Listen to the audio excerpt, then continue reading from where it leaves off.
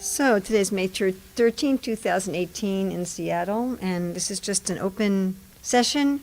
We're focusing mostly on parenting. There's other questions also, but the main focus is on parenting. Do we have some questions from people over the internet?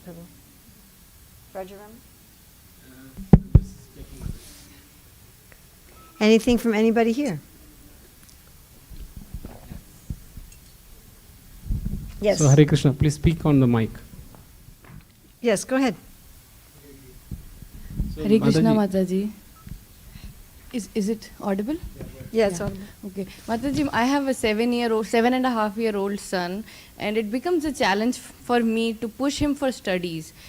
He doesn't want to study, he just wants to play. I know this is the age to play, but then at the same time, the disciplining, right? I mean, where to be warm and nice, and sometimes, and then you have to be very strict also. But the balance between disciplining, being nice, and then being strict as well. So it gets a little confused, and I try to do different things. Sometimes some things work, it doesn't work because so I'm sometimes puzzled.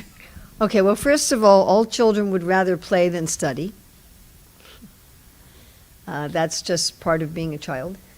And the other thing is that there's nothing that always works, because we're free-willed beings. Just like with ourselves. Is there anything you can do with yourself that always works? No, right?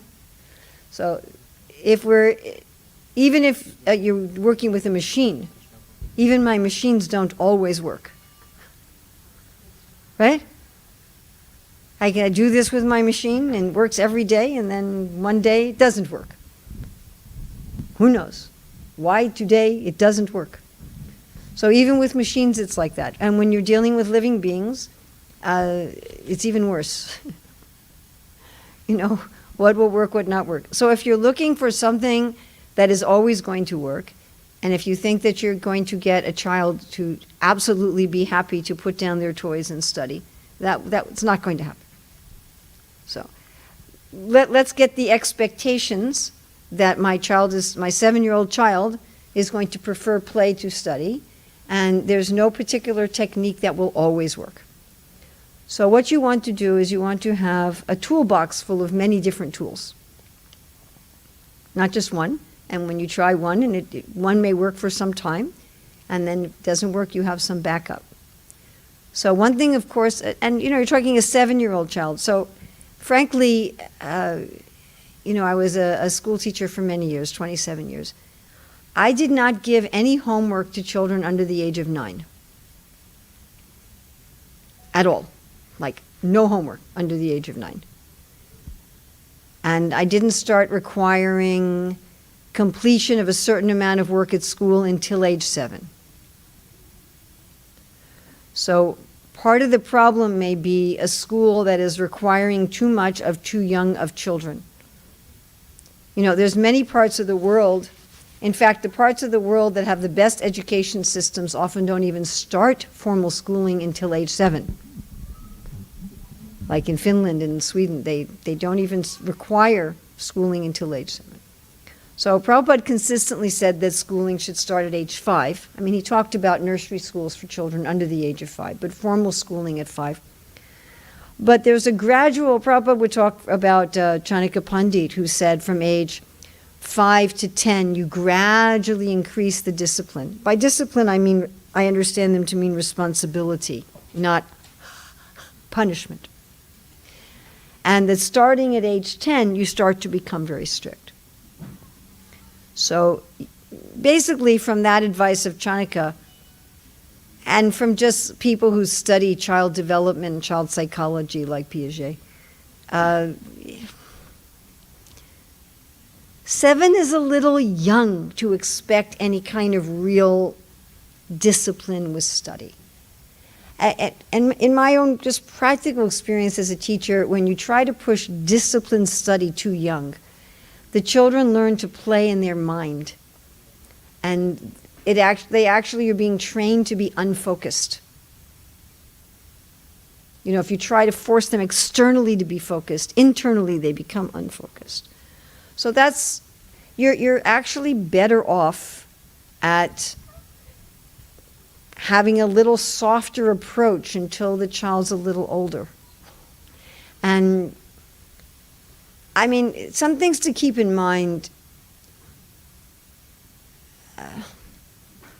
is that, and I really, were you born in India and raised in India?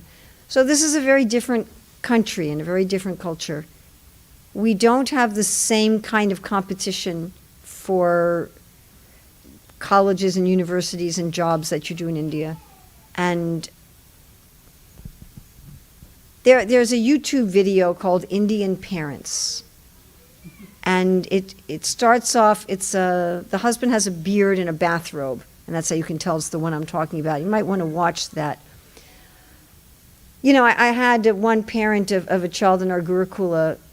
The child was like 6, 7 years old. Took his child out of our school because the child failed one spelling test. And I said, but he got an excellent grade on his report card. That one test didn't even matter. And he said, how will he get his master's degree?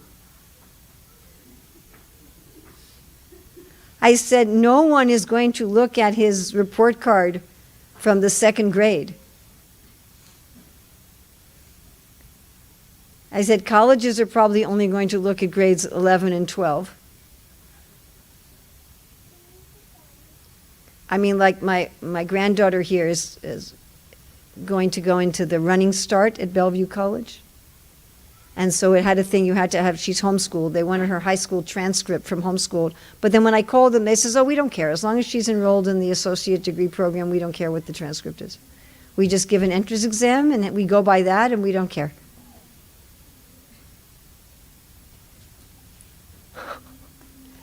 So what to speak of, you know, what you're doing when you're 7.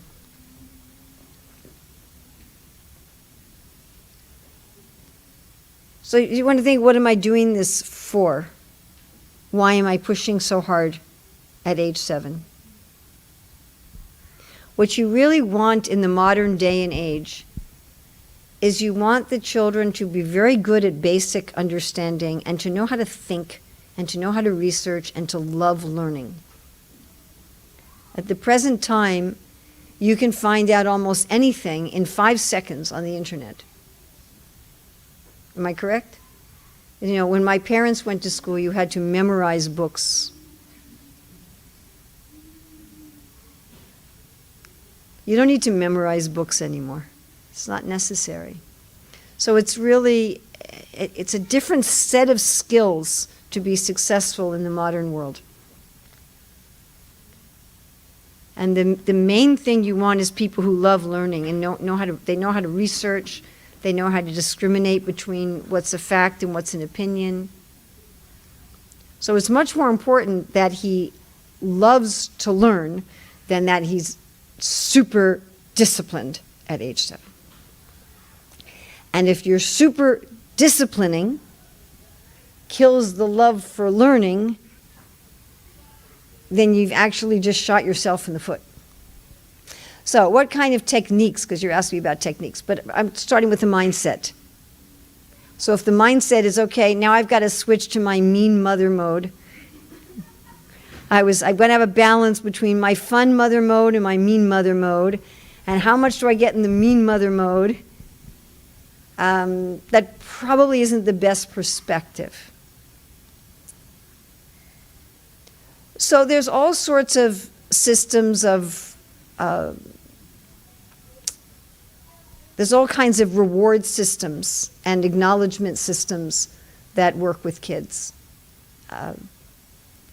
One thing we've been doing that's been quite effective for a long time is that we had different things that the kids needed to do every day. One of them was schoolwork.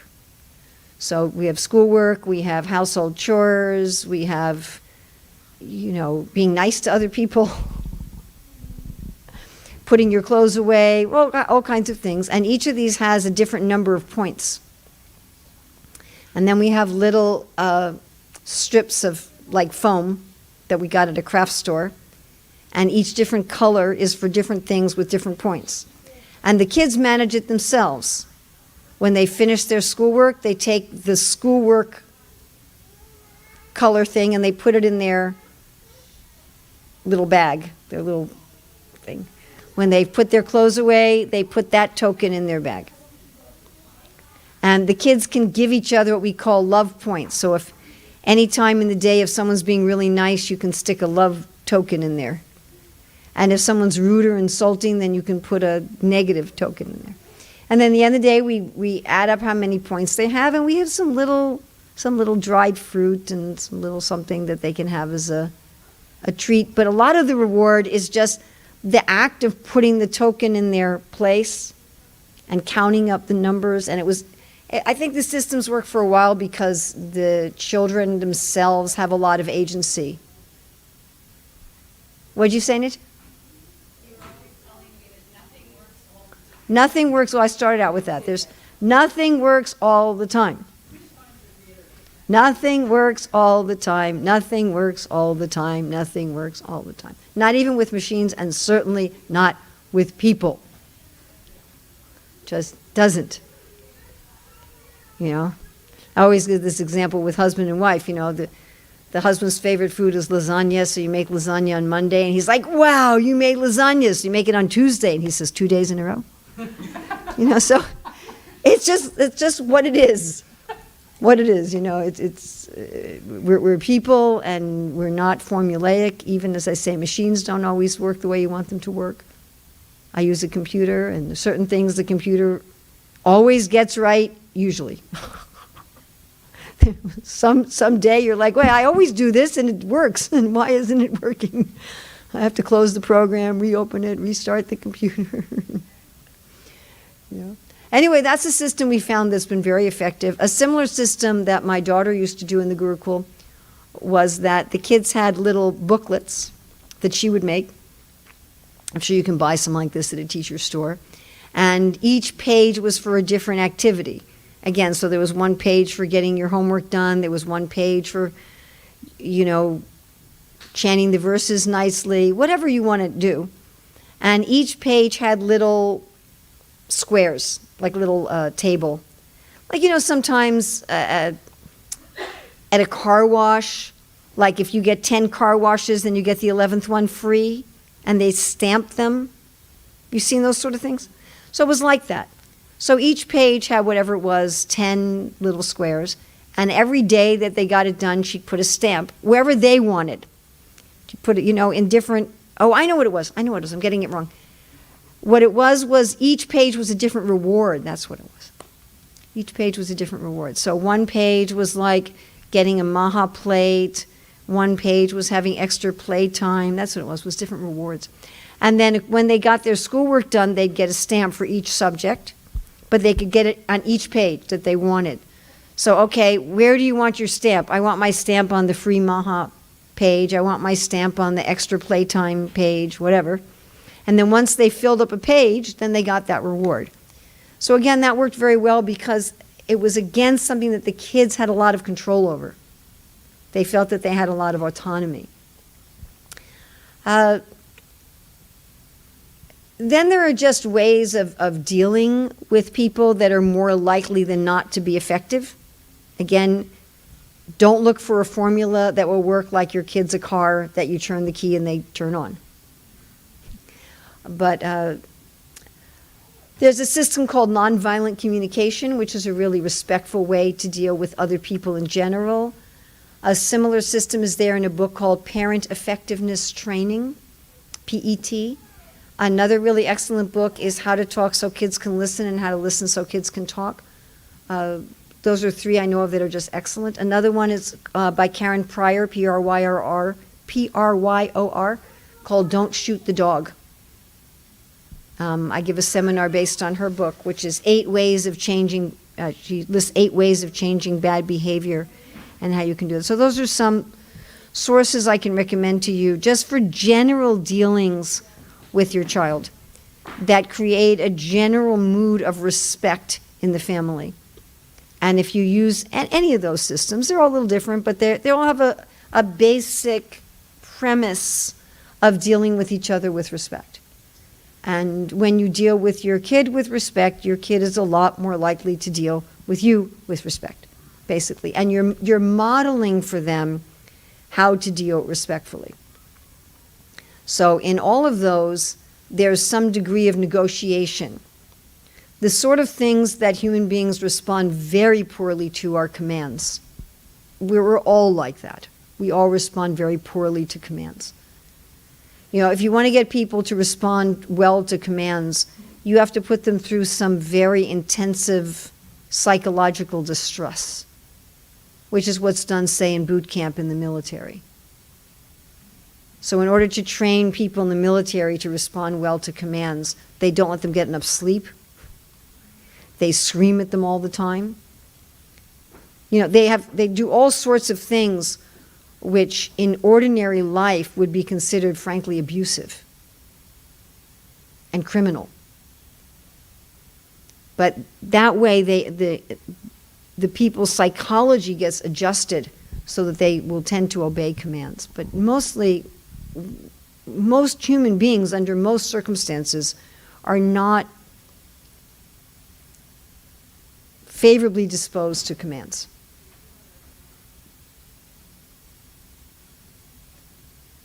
It's just, that's the least effective way to get anybody to do anything. It can be used rarely. If it's used very rarely, it can be effective, but generally it's not effective.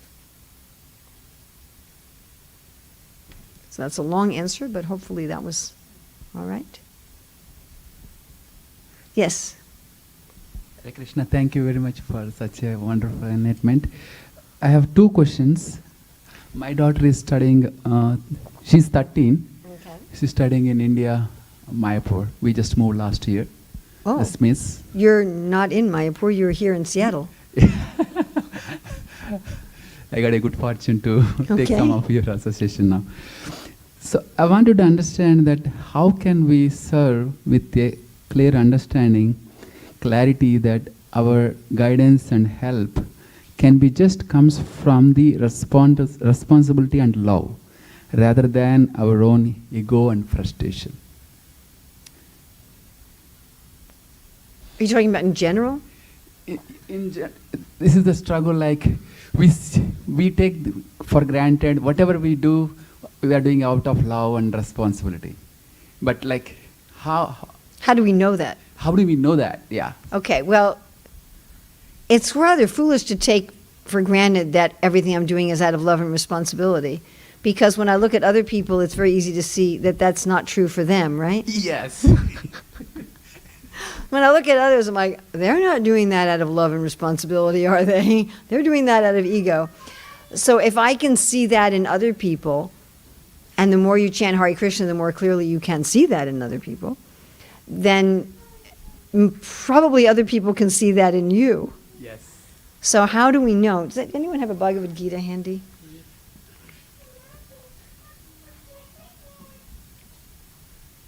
We don't mind children's noises in a class about children, by the way.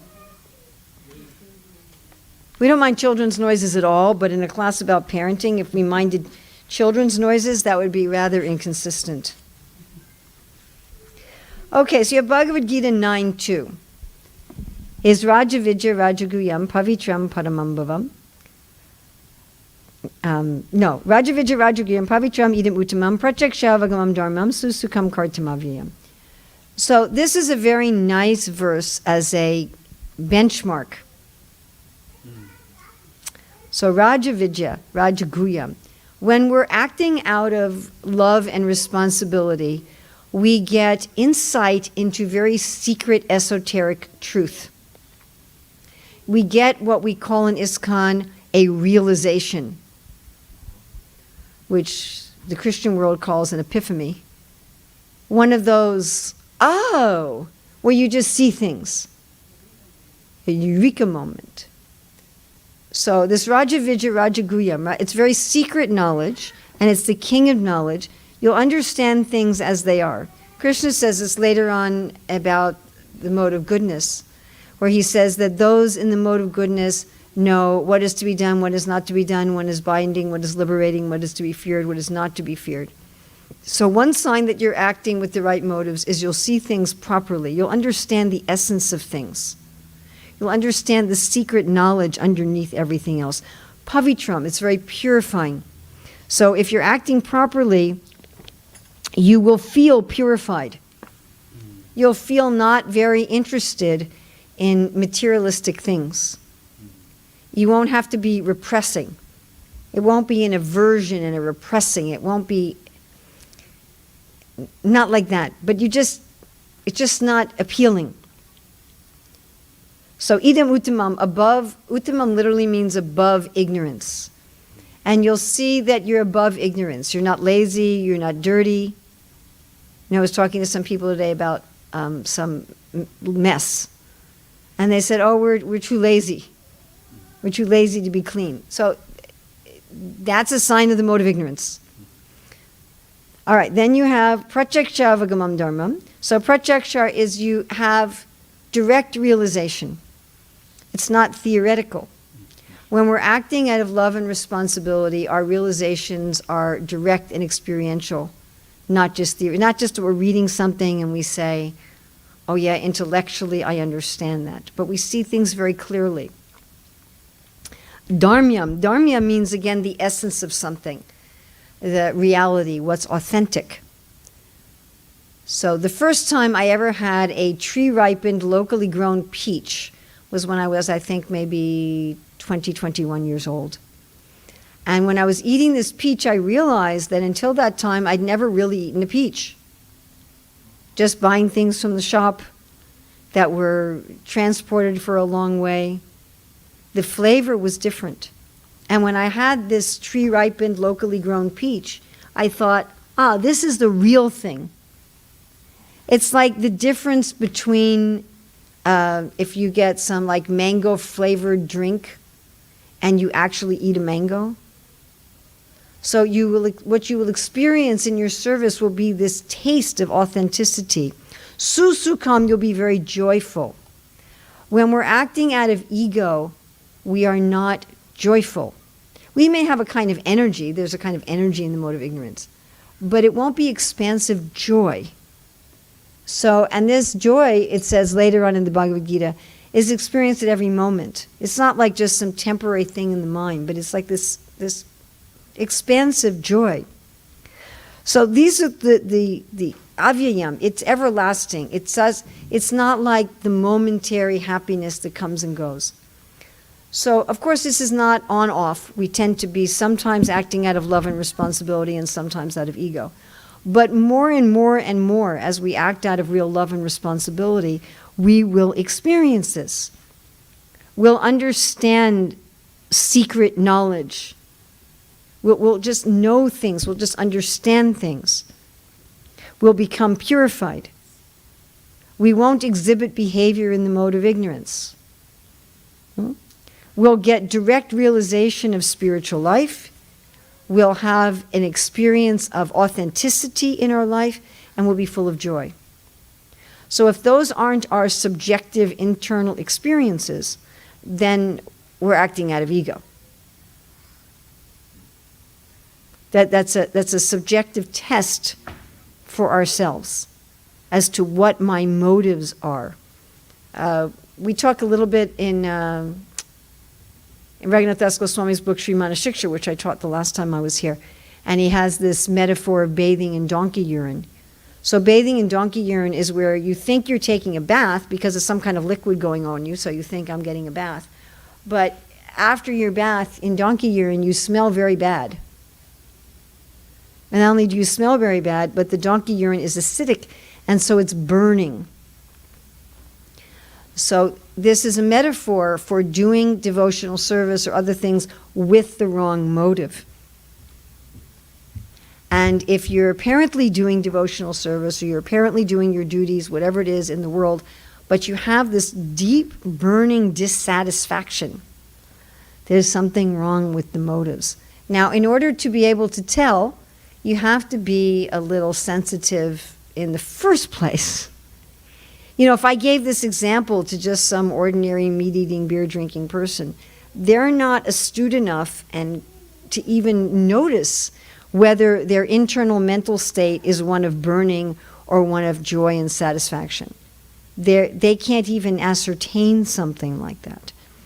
So you do have to be at a certain level of purification in your life. You have to be at least following the regulative principles and doing something before you even have enough ability to have this sort of discernment for yourself.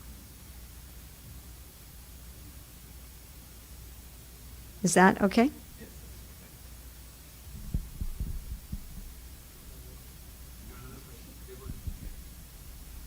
So when you talked about few books, like you gave some few examples of books like About parenting. parenting. Is there any, like, okay, we can start reading the books and applying some techniques in our own way.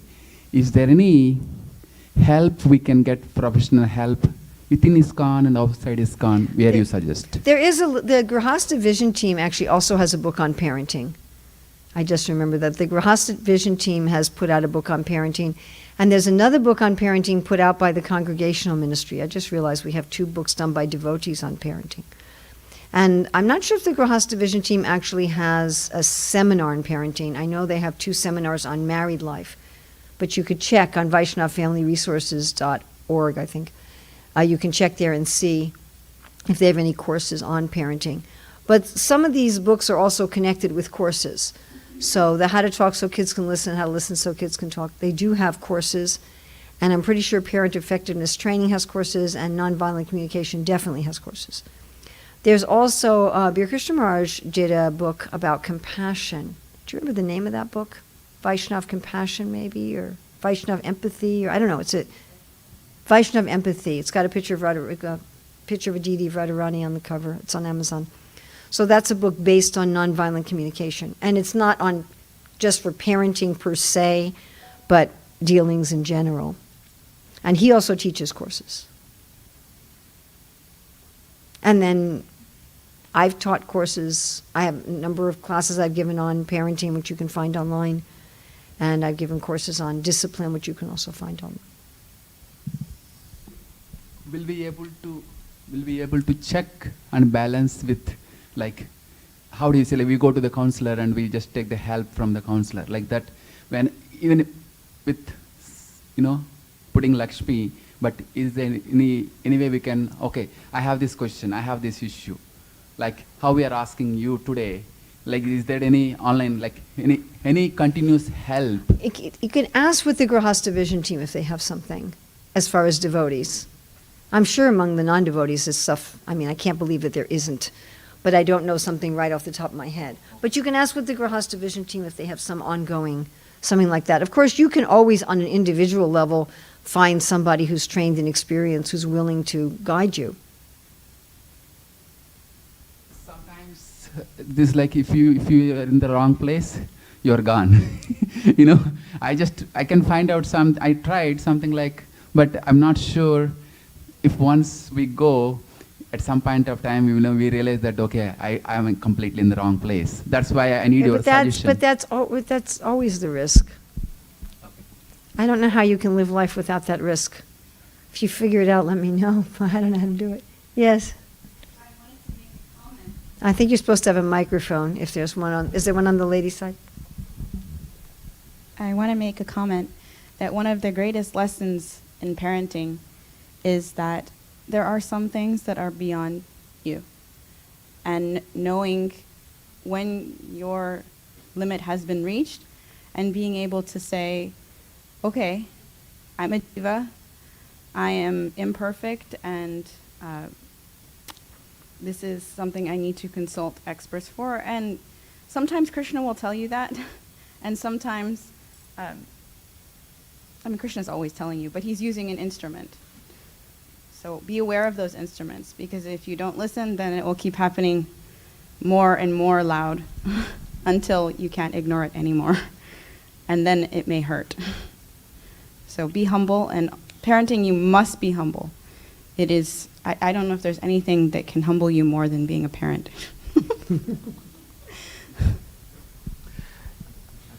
So I always tell people you have to, if you're a parent, you have to be humble and patient, or you have to give your children away, or you have to go completely crazy. Those are your options, It's like you really don't have any other options. So You have a question to ask, Prabhu?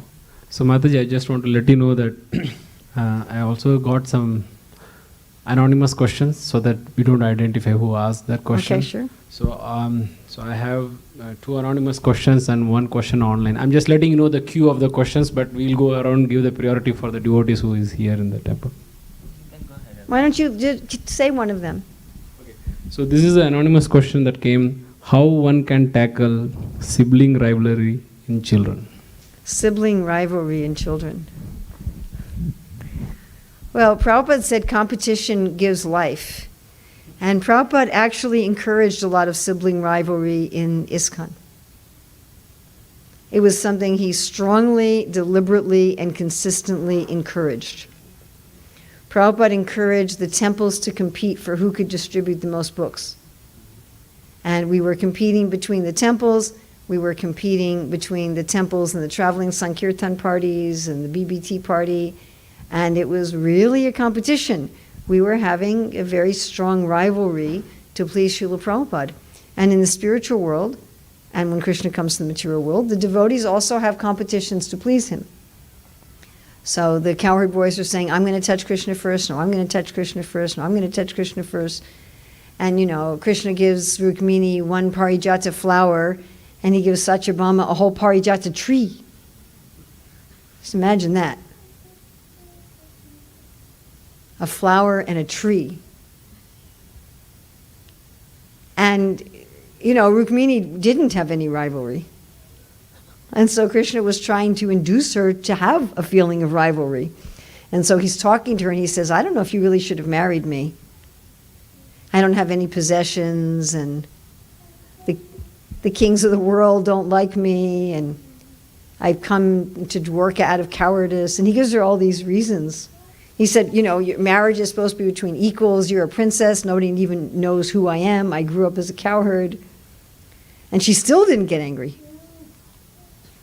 He was, you know, said, I wanted you to become angry. And the Acharya said that Krishna had hoped when he got Satyabhama the tree that Rukmini would be a little jealous.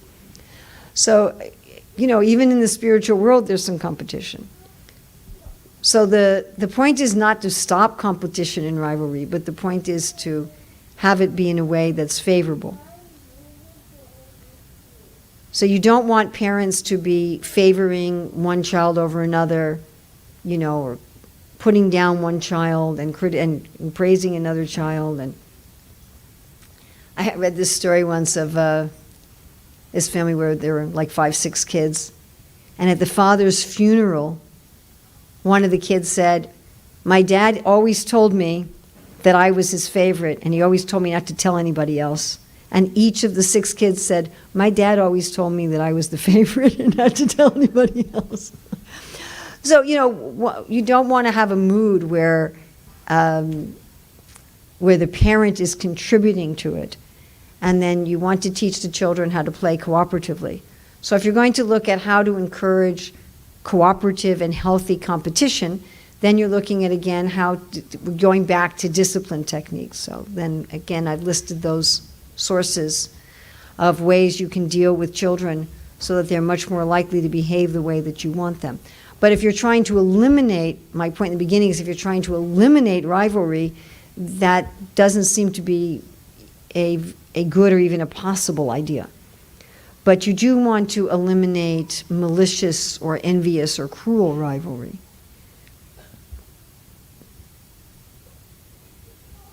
So again, I would suggest those sources. And I do have a seminar on 8 ways to change behavior based on Karen Pryor's book.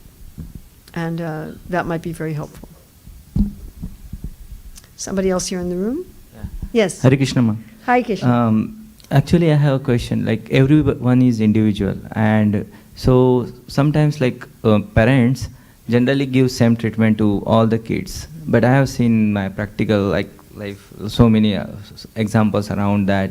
Even, I mean, parents are same. We are giving same treatments to all the kids, but some kids totally behave than the other one. So, for Yes. example, one of my very neighbor back in India, their parents, they have just 2 kids, and one son is very sincere in study and pious and everything. Other son actually end up involved in one of the murder.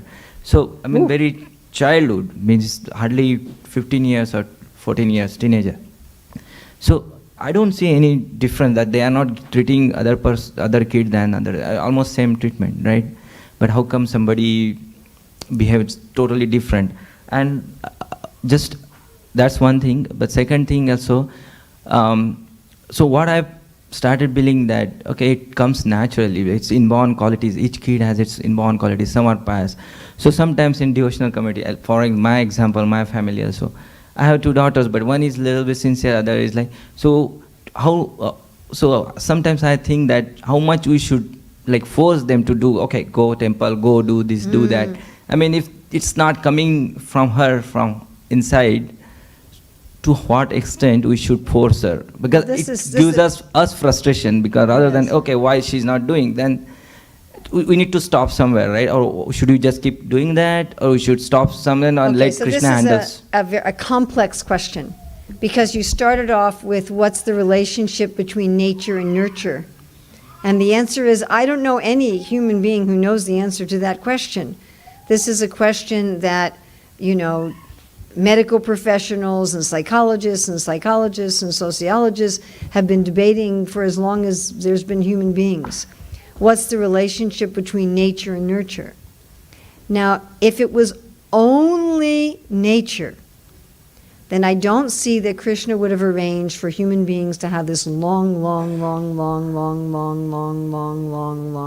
childhood.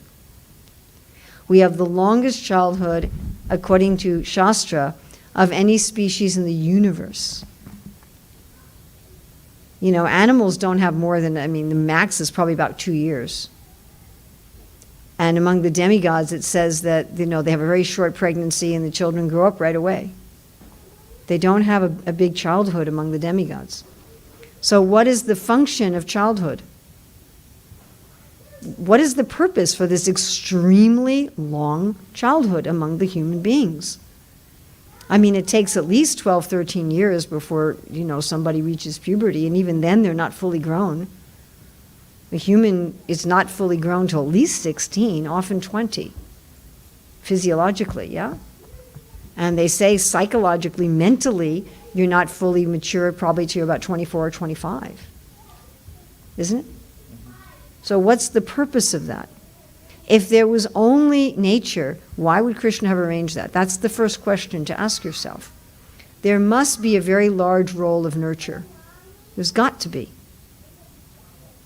And we also see evidences of children whose nature was one way, and because they were nurtured in another way, they turned out differently. We've seen, right? Children who were in terrible situations, and with the right nurture and the right adults, they turned around, and children who start out really good, and because of the wrong situation, they become degraded.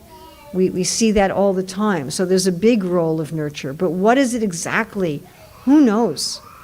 And there's been so many studies done, particularly with identical twins that were separated at birth on this point. Like identical twins who were adopted, and they were adopted in different families. One of the most interesting stories in this regard was something in the New York Times within the last year, I think, was of these, it was in South America, that 2 women each gave birth to identical twin boys in the same hospital around the same time. And one boy from each set was switched right after birth. So each mother thought that she'd given birth to fraternal twins.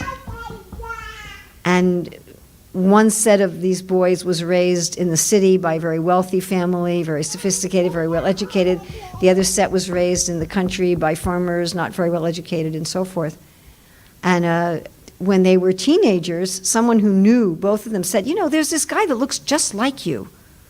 He really looks just like you. And it wasn't until they were something like 17, 18 years old that they realized that two of the boys had been raised by their parents, and 2 of the boys had been raised by other than their parents.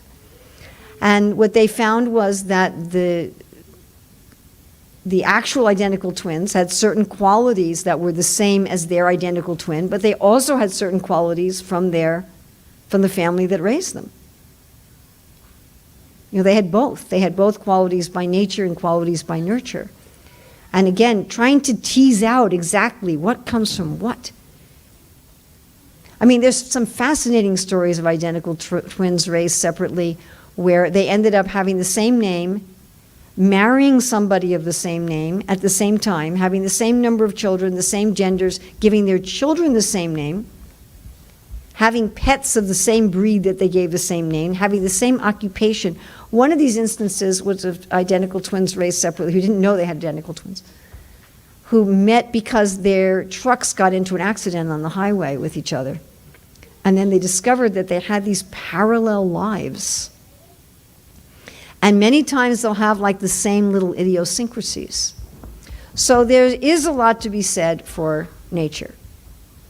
There's definitely a lot to be said for nature, and I think anyone who has more than one child sees that there are differences between the children that cannot be attributed to the way that they're raised. Even if it's not so extreme that one is a saint and one is a criminal, there are certain differences between the children. Some children are very introverted, some are very extroverted, some are really into study, some are not. Some are very artistic, some are not. I mean, that's just... And you can't attribute it to the environment. It's something innate within the child. So that's definitely true. But then to say that the way we raise our children is irrelevant because they have their own nature, that's not true either. It really isn't one extreme or another. You know, I think about how in the Vedas, they used to be able to do certain rituals in order to produce children of a certain quality. That was the story with Parasuram, right? You know that story? Where they had this payasa that was switched because his father married a princess. So after they got married, his wife wanted a child, and his mother-in-law also wanted a child. So he prepared this payasa, one for his mother-in-law to have a Kshatriya child, and one for his wife to have a Brahmin child. But the mother-in-law thought, oh, my son-in-law is going to favor his wife over his mother-in-law. I'm sure he's given my daughter the better one. So she said to her daughter, please switch. So they switched, and that's how Parasuram, more of a martial nature, appeared in a Brahmin family. And then, of course, the queen ended up giving birth to a child who became a Brahmana. So they knew this sort of science of how to attract a particular kind of child. This science does not seem to be operative today. We don't seem to know. I mean, they're trying to do this with IVF and genetics. You know, they're trying to, like, they'll fertilize, 5 embryos, and then they can do, like, sex selection and something, and they're hoping they can engineer humans to be like this or like that in the future. They're doing that they're trying to do that with a gross science. Formerly, it was done expertly by a subtle science. But even with the subtle science, it doesn't always work. Right now, where I am in the Bhagavatam, is where King Anga has this child Venu. And King Anga did this sort of ritual to have a proper son, but Venu was born and he was a criminal. So there was some problem. Or you have with the story of Ila and Sujumna, which was a little different because there they actually kind of messed up the ritual. With Anga, the only mess up was that he gave the payasa to his wife. Who else was he going to give it to? And her father was a very cruel man. So somehow the fact that her father was a very cruel man, even though the ritual was followed, the father's influence on the grandson was greater than that of the ritual that they performed. With the story of Ila and Sujumna, there was a king who had no heir, and so he engaged Vasista in doing a yagya that would produce again this payasa to have a male heir. And in the middle of the yagya, the queen goes up to one of the priests and says, actually, I want to have a daughter. And so the priest got distracted by this request of the queen, and he chanted the mantras for a girl. And so later they had a girl child. So that was actually a change in the ritual. But anyway, we don't know these sort of rituals today. They don't seem to be available to us on a subtle level. So we don't know exactly what kind of nature child we get. So then your question was, well, should I force my daughter who's not so inclined to come to the temple because I may just be wasting my time and energy if that's not her nature? And my answer is, again, there's a purpose in nurture, but make sure it's nurture and not force. As I was saying before, commands is the least effective way of getting another human being to do what you want. A command is an effective way to get another human being to do what you want in very select, brief circumstances. It's not that, do you do things because of commands as a general rule? No, nobody does. We don't do that. The only way we do that is if there's some sort of weird psychological training like what they do in the military. But that's not the normal condition of a human being, is just to respond to force and commands. It's not who we are. It just doesn't work. Even animals don't work very well that way. You know, even there's a book I read some years ago called The Man Who Listens to Horses. And it was about how his father had been training horses through violence and cruelty, which was the standard at the time. And he went and observed wild horses. And he observed how the wild horses regulate each other. And so he mimicked that system with horses. He took the position as like the lead horse. And within a half an hour, he could get a horse to be trained without any violence at all. Whereas his father's method was taking 6 months and using a lot of violence. So even animals, or if you read the book Don't Shoot the Dog, even animals don't tend to respond very well to harshness and force and commands. It's not the way to get people to do things. You know, like they have this saying, you can't lead a horse to water. You've all heard that? Yeah. But there's another part of that saying, but you can salt his oats.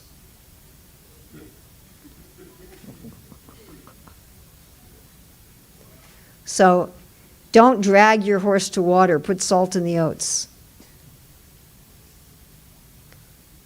So again, I've suggested a number of resources. I don't have time today to go through all them all, but I've suggested a number of resources that deal much more with motivation, with inspiration, with respect, with relationships. You know, we do see that there was a time in human history when children could be dealt with in a more authoritarian way. And you might say, well, you know, Urmila, my grandfather tells me that his father's word was law and that was it. The elements of that society are so different than the elements of this society that if you try to copy-paste it, it simply won't work. And the main way in which that society was different is that people were not exposed to much outside of their own little community. It was very difficult to have long-distance communication. I mean, when I was growing up, my sister moved to Israel when I was 1 year old, and there was no phones. We couldn't call her. You know, and I'm not that old. I mean, I am a great-grandmother, but I'm not that old. So it wasn't that long ago that to communicate with people in a distant place was difficult. To get news of people in a distant place took a long time. And so all you saw was your community. That was all you knew, was your local community. And so if there was a certain standard in your local community, you tended to follow that because that was all that you knew. And nowadays, that situation doesn't exist at all. Our children know about so many different standards and so many different ways of life outside of that. We don't even have homogeneous communities. It doesn't even exist. So the concept that I am the authority and I am saying, and therefore you have to follow, you know, good luck with that in 2018. Really good luck with that. You know, you can probably do that about 3 or 4 times a year with something.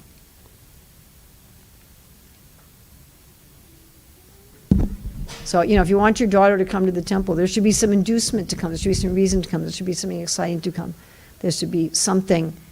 And the last thing I want to say is that pretty much, with some rare exceptions, everybody has something in their nature that will induce them to Krishna consciousness. It's just a question of finding out what it is. Some people are attracted to just doing a lot of service. They'll come to a temple where there's a lot of service they can do. And I see in this temple that the youth are encouraged and given facility to do service, yes? That's not true in every temple. Some people really love, music, and they love the kirtan. Some people really like meditation. Some people really like philosophy. Where is there a connection? Where can I connect the nature and the interest of my child with Krishna consciousness? And one of the things that happen is I may try to connect my children with Krishna consciousness the way I'm connected with Krishna consciousness. Maybe I love the philosophy, but maybe they're not a philosophical kind of person. Maybe I love big kirtans with 300 people and 1,000 people and huge festivals, and maybe they're an introvert and any crowd over 5 people stresses them out. So it may not necessarily be that the way I'm enthused in Krishna consciousness. I mean, like when I first read the Bhagavad Gita, I thought anyone who reads this book is going to take up Krishna consciousness. That was the way I thought. You just read this Bhagavad, that's it. And I was astonished that some people would read the Bhagavad Gita and not take up Krishna consciousness. I couldn't figure it out. How is that possible? But that just wasn't the way that they connected. I meet people who've been devotees for 25 years who've never read the Bhagavad Gita. Oh, I don't like the Bhagavad Gita. I'll be like, you don't like how can you not like the Bhagavad Gita? They don't like the Bhagavad Gita. They like Krishna book. And then I've had people who don't like Krishna book. I've met tech-initiated devotees. They've been in the movement 20, 30 years. And they'll say, I don't like Krishna book. Really? I try not to. I'm like, oh. And inside I'm going, how is that possible? I know devotees will tell me, I really like Lord Chaitanya. I relate to Lord Chaitanya. I just don't relate to Krishna. And I'll be, oh. Okay. We're different.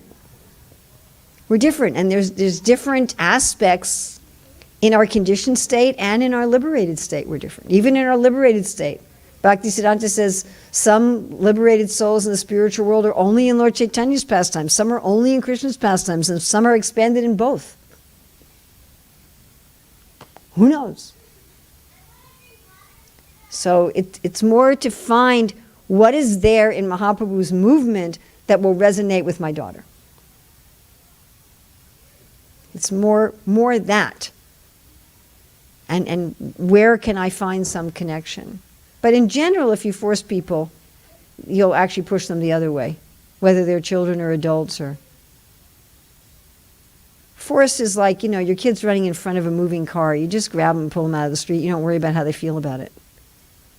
You don't worry about whether or not they're offended about it or whether they scream, or it just doesn't matter. But other than times like that, or you got a 1.5, 2-year-old kid and you're in the store parking lot and you have to go home, and the kid is saying, I want to go to another store. And you just pick them up and put them in your car. You just like, you don't worry about it. So there are times when using your superior strength and stuff is applicable, but in general, not.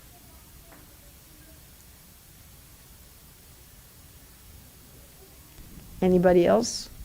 Everybody's coming now at the end of this. When we're supposed to end is when everybody comes, right? They think 9:30 to 11 means it starts at 11. Pretty much, yeah.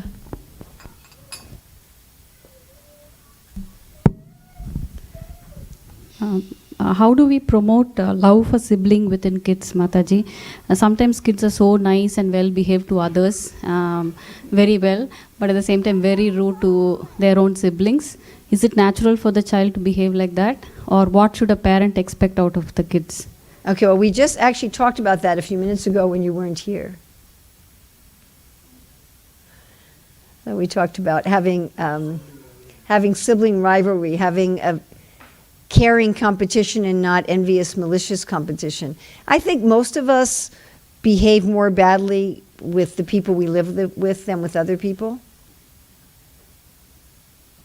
I think that's normal.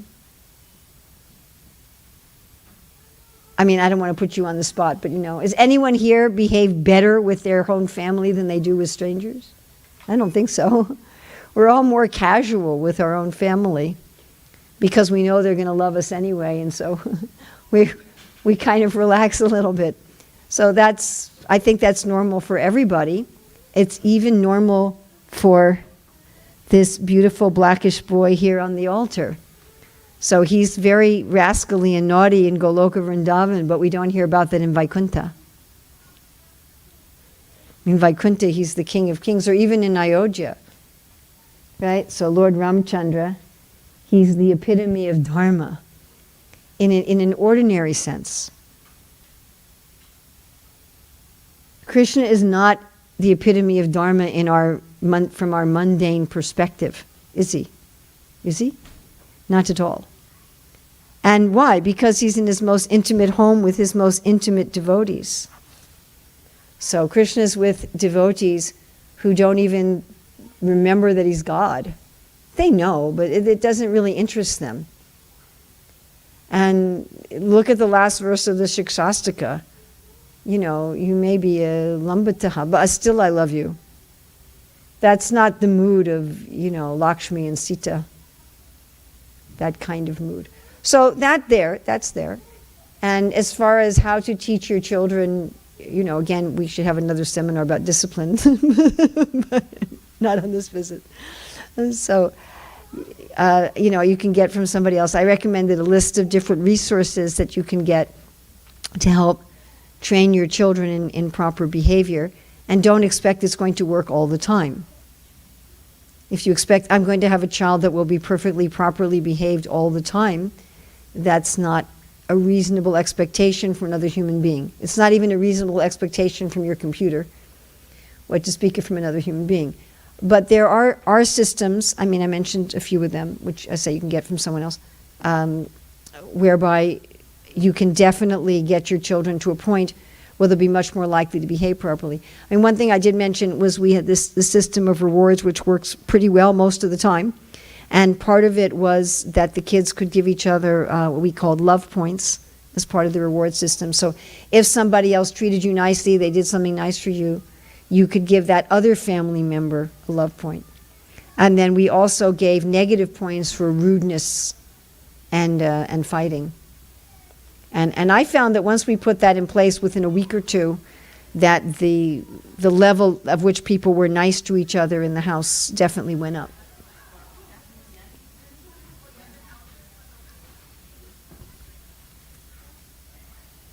We have to remember that we're also human. So as I was saying before, the humility factor definitely comes into play. You can't expect your child to be perfect if you're not perfect yourself. So give your child that same benefit of the doubt that you give yourself. Yeah, that's another very good point. Can any of us say, I always deal with all my children and my spouse with the utmost respect? If one of you can say that, you should be sitting up here and I'll sit back down. So it's like that. I'm sometimes disrespectful to my family members. I'm tired, I have a headache, whatever. They've screamed for the 15th time that day and I've just had enough. Whatever it is, I'm sometimes disrespectful, so my children will also sometimes be disrespectful. To expect them to be... another thing I should mention is watch the other influences on your child's life. So watch the books, the TV shows, the computer games, the movies, their friends. There is increasingly in the world today, there's an attitude of disrespect towards everybody and anybody. There's this simultaneous thing that we should respect anybody's lifestyle choices and anybody's way of being and however anybody wants to identify themselves, I identify myself as a Martian or a lizard, and you should respect that. We have, there's that mood of idea of respect. But as far as like etiquette, I see that that's going down in the world in general. So you want to be careful about that. If your kids are reading books, watching TV shows, watching movies, playing video games, there's a lot of violence and where there's a lot of nastiness going on, that will also be reflected in their behavior with each other. And, the opposite is true also. If the examples that they're encountering in their books and in the media and in their friends are that of polite dealings with each other, then they're far more likely to emulate that. So that's another area that you should look at. And I wouldn't just take your kids to the library, let them pick out any book, and let them turn on the TV and look at any show, and let them watch any movie, know what they're being exposed to.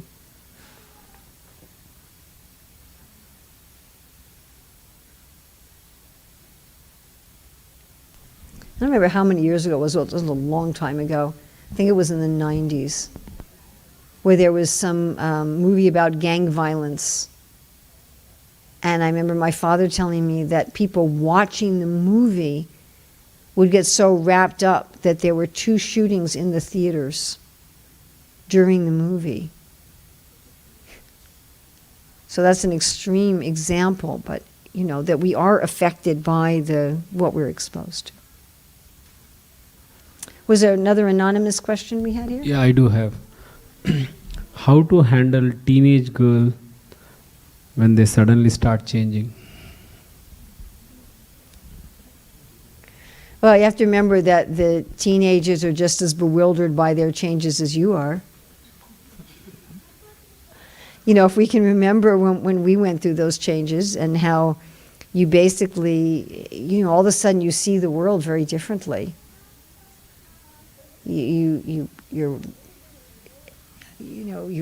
emotions change, your desires change, your intellectual processes change, your body's changing. So your whole sense of identity is changing. And it's a very confusing time for a person. It's, in one sense, our body and minds change constantly throughout life. But there's certain times when the changes are very dramatic, and that's one of them. And so to whatever extent we identify with our body and mind, to that extent it's going to be a very confusing time. And most teenagers go through some period where they're very emotionally unstable. And part of that is just that the chemicals in their body are such, it's affecting them and making them unstable. And part of that is that they have to kind of figure out who they are and how they want to behave. So a lot of patience and love and not taking it personally, not becoming offended, not thinking, where's my sweet little kid gone? Oh no. Being a friend, really being more of a friend. And I think with a lot of these resources that I mentioned, a lot of listening to the other person, realizing that now that my child is becoming an adult, I can't deal with my child just like a child anymore. Sorry, I'm looking at you because you read the question, but you didn't ask the question. I'm looking at you like I'm focusing on you like it was your question, if it wasn't your question. I have to remember that my child is not a child anymore. And that if I deal with my child at 13, the way I dealt with my child at 10, my child's probably not going to respond very favorably. I need to deal with them differently, and especially the first year or two, as they go through that change, it's going to be hard for them, and it's going to be hard for everyone as they figure themselves out. I mean, I've seen boys also go through about a year of just kind of, they become very emotionally sensitive and very difficult. So it's a lot of patience, changing your relationship to that person, to your child, treating them with more respect, really hearing what they have to say, trying to be more of a friend than just an authority, being an authority friend, finding out what their interests are. Everybody wants you to be interested in what they're interested in. And be interested in what your child is interested in. Get to know them as a person. Get to know them as an individual. What their concerns are. And also at that age, people become energized by having responsibility. So if it wasn't done beforehand, which it should have been, but if it wasn't done beforehand, at least by that time, help your teenage child get involved in meaningful service, where they get to find out something about their nature and they get to use their nature in something that's meaningful for them. So try to pick up on what their talents are and do something to engage their talents. Again, that should have been done before then, but certainly by the time they become a teenager, certainly by age 14, they should be doing something where they're using their talents. And ideally where they can use their talents in Krishna service. If you can't find a way to do that, at least some way that you're nourishing their talents and their abilities, so that they're doing something that's meaningful for them.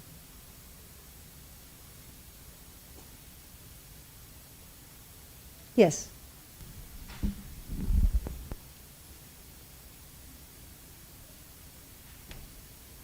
Krishna?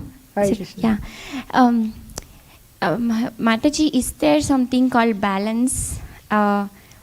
Let's say, for example, with the studies, right, that they have to go through. So my daughter is, by the way, 8.5-year-old, and between the studies and the spiritual practices, let's say, or right, reading the spiritual books, Krishna book or whatever, and versus studies. So because we have a limited time, I work too, I have other child. So, I mean, there are other limitations, right? So considering all that situation, is it really... We talked about this last weekend. So we did a seminar on this specific thing last weekend, which we called How to Have Time for High Quality Sadhana in a Busy Life. And the most important thing for your child or anybody is spirituality. If you're a great student and, you know, you get all A's and you get into Harvard and you discover a cure for cancer, but you don't have any spiritual life,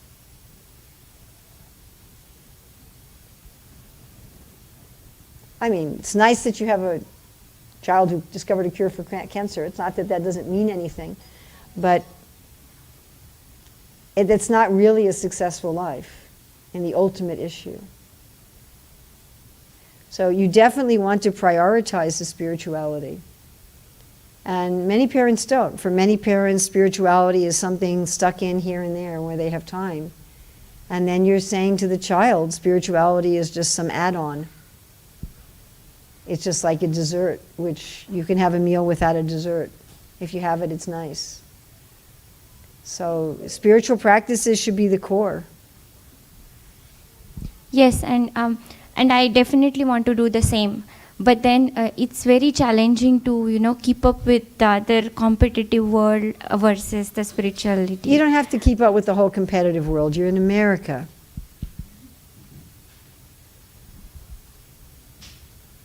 Your children have far more opportunities here than they have in India. And you don't need to worry as much about that here in this country. There's benefits of being in this country. Every culture, every country has its good points. One of the good points here is, and you certainly don't need to worry about that when a child's 8. Like, not at all. Not at all. Not even 1%. You don't have to worry about that when a child's 8 in this country. At all. Like, you can just let it go. You just simply stop worrying about it. Completely. If your 8-year-old child knows how to read, does your child know how to read? Yeah. Do basic math? Yeah. She goes to Synergy. Does she like to learn? Yeah. It's kind of the similar questions other parents asked. It's like not just with the spirituality, but in general, getting something done is a big challenge. She's 8 years old. But she does. She's 8 years old. It depends on her mood. She doesn't have to get something done. Some big thing done. She's only 8.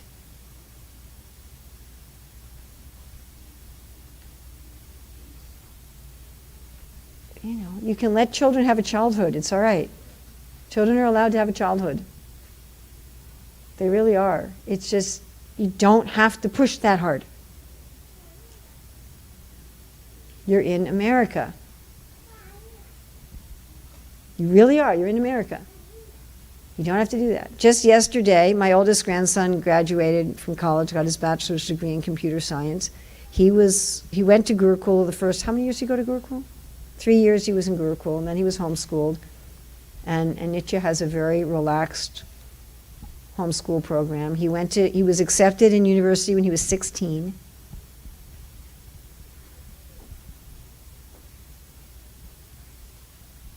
He's an initiated devotee. He's going to get married in a week to a lovely devotee girl. Did anyone ever super push him like that? Never. Never did that. It's just, you don't need to do that in the United States in 2018. You just don't. It's not required here. There are things here you need to worry about that you don't have to worry about in India. And that's not one of them. That's something you don't need to worry about here. That's something you can let go of. We have some things here that really are problems. But that's something we don't have a problem with. Yeah, that's maybe my another follow-up. That could be another follow-up question that... Yeah, in this country, your children can be children. They can have plenty of time for Krishna consciousness. And if you're a reasonably responsible parent, your kid will be successful here in this country. You don't have to be pushing for academics and study in academics. You don't have to do that in this country at this point in history. You just don't. It's not necessary. I mean, unless you have a kid that's just really has a problem. But for average children, you don't have to do that. You can prioritize spiritual life, and especially 8 years old. It's just like go, I'm in America. I'm here. It's cool. I don't have to worry about that. My kid's in a good school.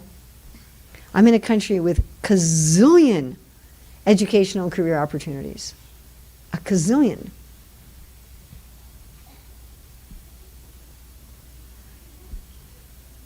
Okay, so if she gets to be like 13, 14, and she isn't doing her schoolwork, that time you can worry about it a little bit, okay? But you don't need to worry about it at 8, not if she's doing okay. You can prioritize spiritual life. Maybe give it an hour a day. Solid hour to Krishna consciousness every day. Kirtan, stories, verses, whatever you like to do together. You can do that. You just relax, please. Please, please, please. It's like, do you have to worry in this country whether or not you're going to have enough healthy food available? Do you have to worry about that? You just don't have to worry about that here. At least not now. Maybe someday we will, but not in 2018. You can go in a grocery store and you can find almost unlimited. You can find food from all over the world. Fresh fruits and vegetables, right? So many things. You just don't have to be in anxiety about it. You just like go, oh, I don't have to worry about it. Make sense? Yeah. So you don't have to worry about it. I mean, unless you have some very unusual situation, which just sounds like you do not. You know, if you had a kid at 8 years old that couldn't read and couldn't add numbers, and I'd say, okay, then we need to do something. Otherwise, yeah. So Mataji, I missed there was a follow-up question on when they observe the teenage girl is changing. So the question is that how to distinguish that influence? Is it because of the Krishna consciousness or it is from the outside world? I don't understand the question. The question is that, I'll just read it out. How then distinguish between home, Krishna conscious environment and outside world influences? The changes that they are observing in the teenage girl. Oh, well, some changes everybody goes through no matter what. You know, that's just whatever you are, wherever you live.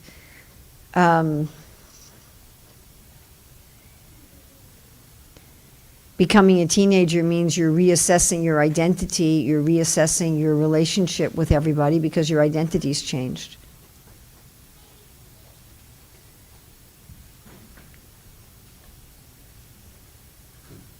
I'd say as a general rule, if your kid's being exposed to outside influences that promote as normal being rude and nasty and disrespectful, you can assume that those outside influences are part of the problem that you're seeing. I think that should just be a safe assumption.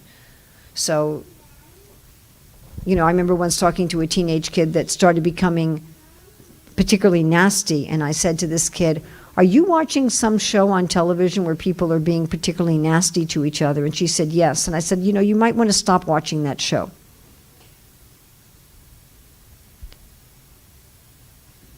So I think you can take it as an assumption that if your kid at any age, but especially just going through puberty, if they're watching, listening to, etc., things where people are being particularly rude and nasty to each other, that's going to show up in their behavior. To expect it not to show up in their behavior would not be very reasonable. But when people go from being a child to being an adult, they do have to renegotiate their relationship with everybody because they have a different sense of identity. And the parents and the elders have to be willing to renegotiate their relationship also. If it's just one-sided, it's going to be a conflict. I mean, if you think about it, a couple hundred years ago, people were getting married at 12, 13, 14 years old. Lord Chaitanya got married at 14. Gandhi got married at 13.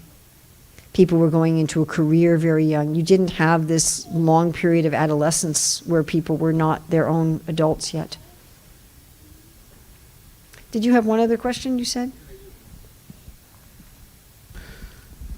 Is there any right age when we can stress the importance of love and relationship over material comfort to our kids?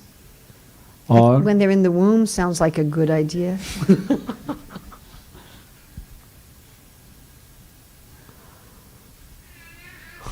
or do we come on. I think you should teach your children that money and furniture is more important than love until they're 12. I mean, what kind of a question is that? Seriously. Is there an age when you should teach them love is more important than material comforts?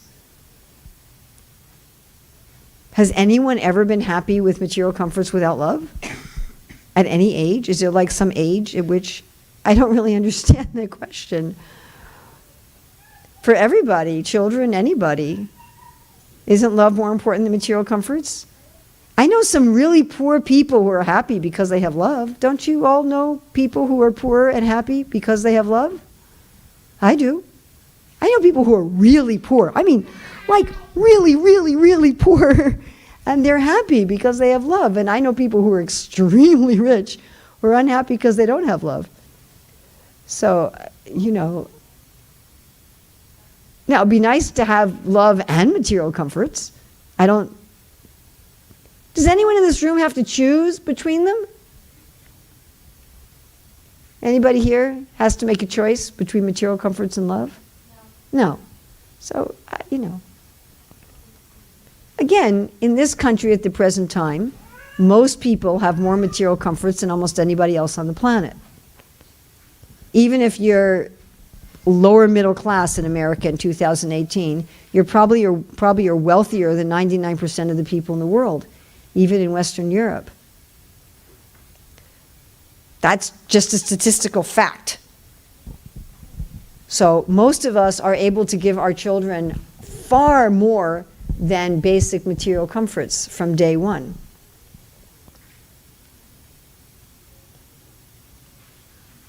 So I don't see why we need to be concerned about this. We have enough material comforts. Let's focus on the spiritual and not. Is anybody here like really worried about the material comforts? Anybody like really worried? Am I going to have a nice meal to eat? Am I going to have a chair to sit on? So I don't think we need to be. We're blessed. That's one of the. Krishna says those who've taken up Krishna consciousness in a previous life, they can take birth in a family of brahmanas or a rich family or a family of devotees. And You know, that one of the benefits of that is you don't need to have all this anxiety about the material side of life. You can focus on the spiritual side of life. So that is our blessing here and now. It may not be our blessing 5 years from now, that's another thing. But that is the blessing that we have here and now. So we don't need to put the bulk of our energy into our material comforts. I mean, we have to think about it and take care of it, but not our main energy. Yeah? This is very beautiful. How do we explain this to our children without blaming them for their perceived needs that are actually like wants and excess? How do we explain to children that love is more important than material comforts if they want some sort of material comforts that we're not Yes. giving them or that we can't have? I read about a case in I think it was Los Angeles where a mother who was very wealthy, she went to court. I think her daughter took her to court. I mean, there's other cases like this where she said, you know, you gave me like $1,000 in allowance every week, and that's not enough money. I want more. And I don't have anything to say about something. no, but the point is that the judge actually, he's not a Vaishnava, but he said to the mother, you gave your daughter so much material things, but you didn't give her love. And the mother was like, this is like earth-shattering to her. Like, okay, I have to stop giving her so much material things and give her love. And the daughter even said that. She said, it's not my fault that you train me this way. Instead of giving me, you said that to me many times, that, you know, even though your father was a wealthy man and he had to go to work, that he made time for you. Obviously, this mother didn't. So once the child thinks, you know, whether we're giving them attention or not, we may be giving them, you know, I've got 10 kids, and I swear none of them ever feel that I give them enough attention. So if I don't give my child enough attention in their world, or I don't give them enough material things to fill that, or whatever, how do I explain to them that, you know, A, we all have our limits, and B, even if I, you know, try to give you everything material, it's not going to make you happy. I don't know. I mean, again, would any of us here say, I'm absolutely 100% satisfied with every single way in which my parents raised me?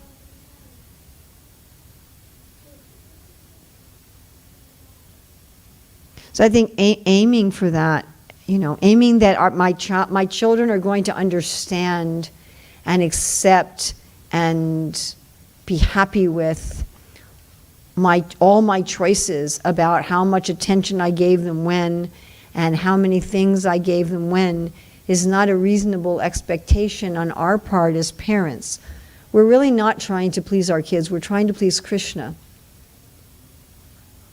We're trying to have Krishna be happy with us for how we raised our children. Every adult I know has something about their parents that they wish would have been a little different. It just is what it is, what it is, what it is, what it is. You know, I don't think there's some formula. And then kids are different. You know, I had one kid who never cared about getting any things ever. Like ever. Never asked me for toys, never asked me for things. Never. Not food, not toys, not clothes, not anything ever, but was always completely satisfied with whatever was there. Then I have another kid who would ask me for something times. And then I had another kid who, when I went to Toys R Us, would ask me for the whole store.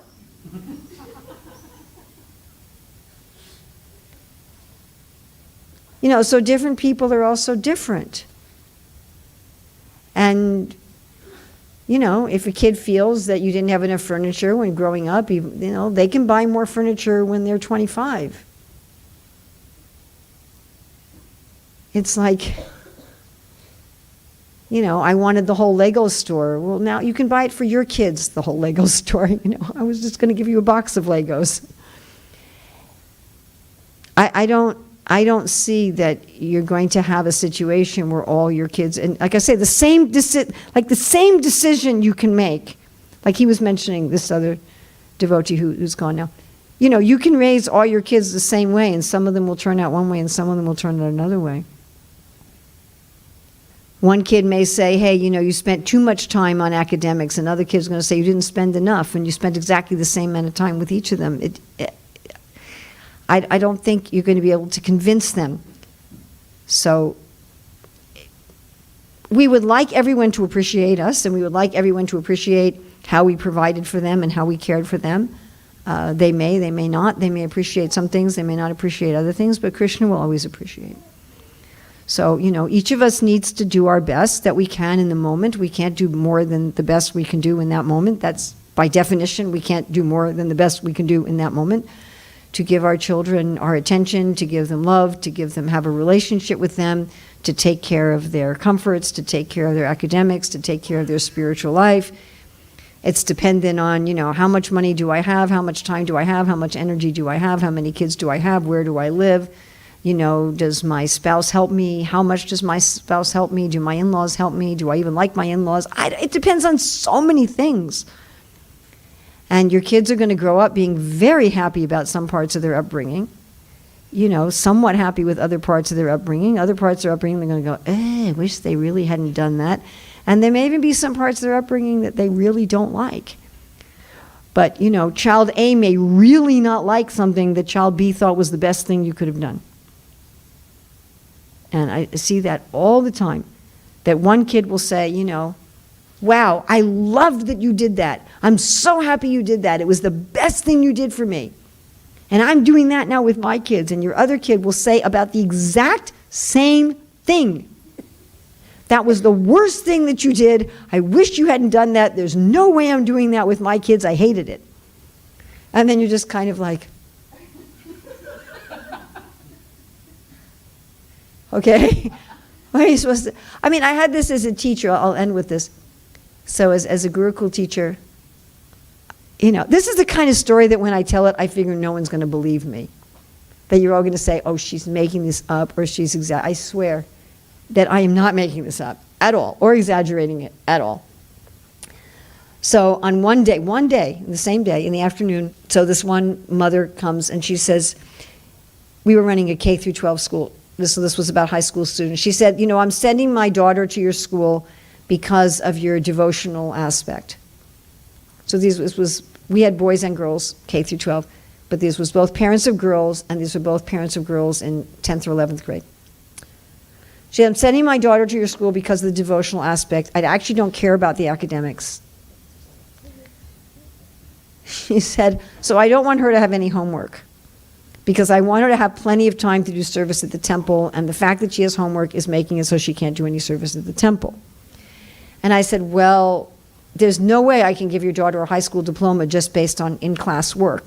We don't have enough time. She has to do schoolwork at home. And I said, I can't just say everybody has homework except for this kid. That's not going to work. So she left dissatisfied. An hour later, a father of another girl in the same grade came and said, you're not giving my daughter enough homework.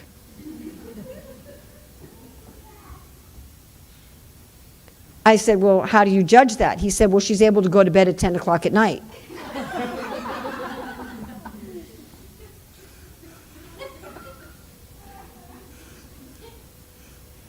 He said, I like the devotional aspect, but I'm really sending my daughter to this school because of your high academic standards, and I want you to push her more. And I said, Prabhu, I can't say to all the kids, you all have this work and you have extra.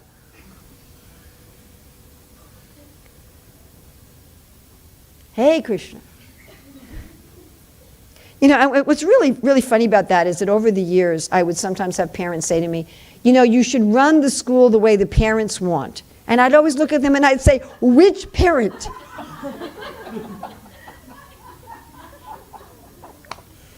And it's going to be like that with your kids, and especially if you have a lot of them, you'll really see the difference between them. You might have just two kids who have the same mentality, but once you start having a lot of kids, you'll see that they're different. And what they expect is different, and what they're satisfied with is different. So be careful that you don't want to explain it to them as a way of I want to explain it to them so that they'll connect with me and they'll understand me and they'll appreciate me. And get Krishna to appreciate you. Get Krishna, Krishna already understands you. Have his appreciation. Do the best you can in that moment. Always try to improve. And that's all you can do, and thankfully that's enough. Thankfully that's enough. You know, and it's very interesting. I mean, you're just starting to enter into this in your own life. You're just about to enter into it in your own life. But as I've seen my own kids, you know, be grown up and married with their own children, and now my daughter and son-in-law have their own grandchild, which is totally weird. And you see how your children raise their children.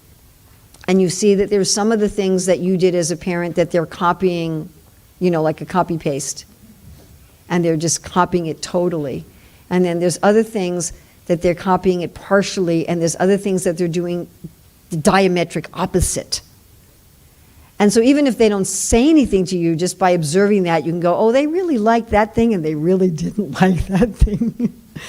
And again, you know, when you visit the homes of your different children, and you'll see how they apply this differently, you'll definitely find it amusing and instructive and interesting that, you know, what one kid copy-pastes, the other kid does 180 degrees the other way.